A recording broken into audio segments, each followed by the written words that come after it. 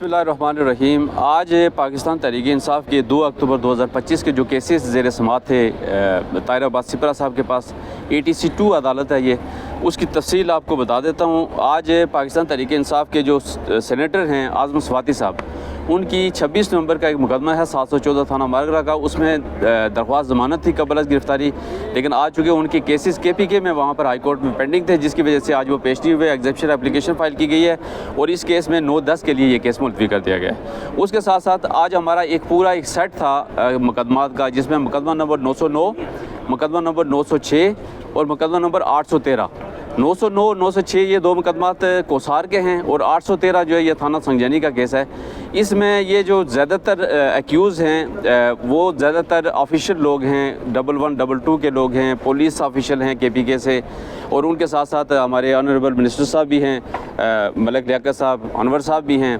तो इस केस में आज़म स्वाति साहब भी हैं जो पेश हो रहे हैं। बेसिक के तौर पर ये वो मुकदमात हैं जिसमें लोग अरेस्ट हुए थे, चालान सबमिट हुआ और उसके बाद अब ये ट्रायल के फेज़ में चल रहा है।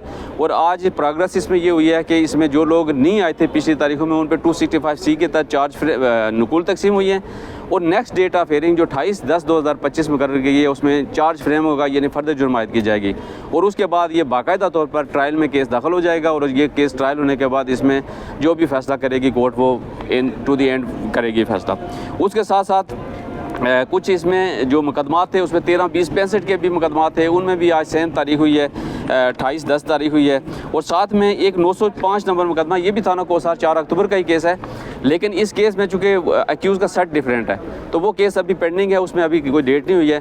तो ये इस वक्त पाकिस्तान तहरीक-ए-इंसाफ के ATC इस्लामाबाद 1 और 2 में मेरे ख्याल में शायद केस अदालत के में केस ही टोटल यही चल रहे हैं और इसके अलावा कोई केस नहीं है। तो ये प्रोग्रेस में भी आ जा रहे हैं। 26 नवंबर के केसेस भी तकरीबन ऑलमोस्ट 20 से 22 केसेस ऐसे हैं जिसमें चार्ज फ्रेम हो चुका है और ट्रायल में दाखिल हो चुके हैं। 4 अक्टूबर के केसेस भी तकरीबन ट्रायल में दाखिल हो चुके हैं और जो संगजानी जलसे वाले जो केसेस थे 5-6 केसेस वो केसेस भी ट्रायल में दाखिल हो चुके हैं। सिर्फ पाकिस्तान तहरीक-ए-इंसाफ की जो लीडरशिप है उनकी हद तक अभी उनकी ज़मानतें अभी कंफर्म नहीं हुई हैं, वो भी इसी अदालत में 13 नवंबर के लिए पेंडिंग है।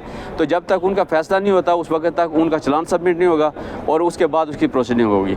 बाकी मलिक लियाकत साहब गुफ्तगू करना चाहेंगे।